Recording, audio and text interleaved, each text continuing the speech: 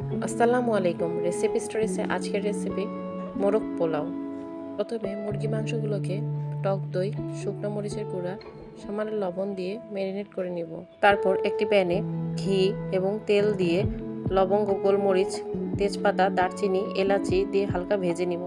রসুন বাটা, আদা বাটা, পেঁয়াজ বাটা, কাঁচামরিচ বাটা দিয়ে ভালোভাবে ভেজে কাঠবাদাম, কাজু বাদাম বাটা, রোস্টের মশলা, লবণ, ধনিয়া জিরার গুঁড়া এবং টমেটো কেচাপ দিয়ে ভালোভাবে কষিয়ে এর মধ্যে মাংসগুলো দিয়ে দিব।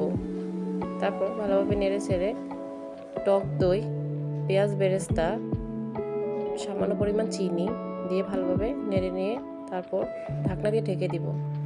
ফুটে আসলে ঢাকনা খুলে সামান্য পরিমাণ রোস্টের মশলা, পেঁয়াজ বেরেস্তা, কিশমিশ, কাঁচামরিচ, কেওড়া জল দিয়ে দিব। এরপর অন্য একটি পাত্রে ঘি এবং সামান্য পরিমাণ তেল দিয়ে পেঁয়াজ, দারচিনি, এলাচি, তেজপাতা, লবঙ্গ দিয়ে হালকা ভেজে পোলার চালগুলো দিয়ে পরিমাণ মতো লবণ এবং পানি দিয়ে চিনি, লিকুইড দুধ, কিশমিশ, কেওড়া জল দিয়ে ঢাকনা দিয়ে ঢেকে দেব। পোলাও হয়ে আসলে কিছু পোলাও আগে উঠিয়ে রাখবো। এরপর রান্না করে রাখা মাংস এবং পোলাও দিয়ে কাঁচামরিচ, ঘি, পেঁয়াজ বেরেস্তা, কেওড়া জল দিয়ে ঢাকনা দিয়ে দমে রেখে দেব।